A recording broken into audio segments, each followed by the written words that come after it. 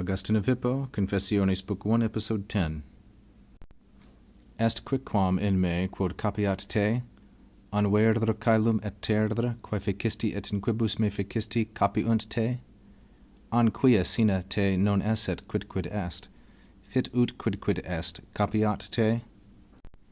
Augustine continues his dialogue with the Lord, and he asks the question, is there anything, est quicquam, in me, which contains you, quod capiat te? Me here is ablative. In with the ablative indicates location. Quicquam is neuter, singular, and nominative, as the subject of est. We must ask ourselves the question, why is capiat subjunctive? Clearly it has the personal pronoun te as its object, te in the masculine singular accusative, referring to the Lord. But why is capiat subjunctive? The answer is that it is a relative clause of characteristic. Is there anything in me which is the kind of thing that contains you? Or really, anvero, is it the case, or really do heaven and earth, caelum et terdre, again this is an instance of synecdoche, the part for the whole. Heaven and earth here means the universe.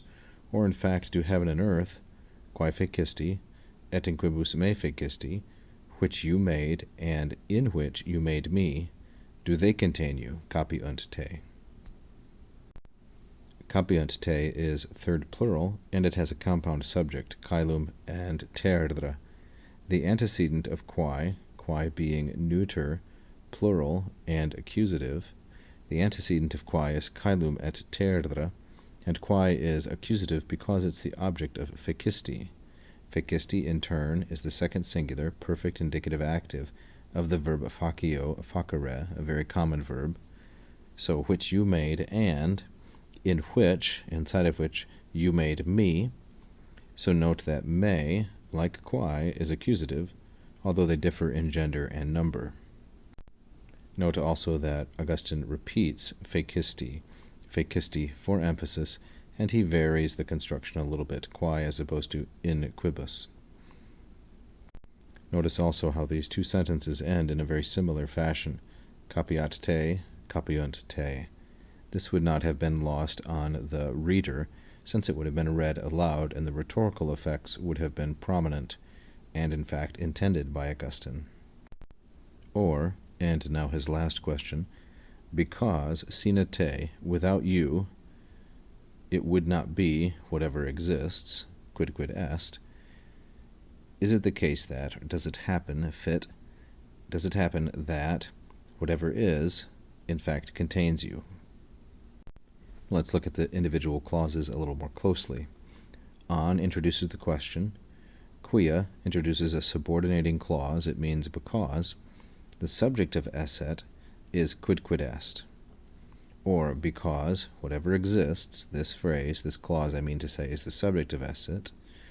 Whatever is would not be, and then sine te is the prepositional phrase, without you. Is it the case that, or does it happen, fit? This is the third singular from the verb fieri. It's an irregular verb, very common irregular verb. And now we must ask ourselves, what is the subject of fit? The subject of fit is this ut clause, ut through capiat te. That whatever is contains you, does that arise, fit? Within the ut clause, we have more subordination. We have quidquid est. And quidquid est, then, is the subject of capiat, and the object of capiat is te, just like the phrase quidquid est in the first part of the sentence was the subject of esset. So then, the subject of capiat is quidquid est, the object of capiat is te, and the entire thing, ut through te, is the subject of fit. And fit, in fact, is the main verb of the entire sentence, because remember, this portion is subordinated by quia.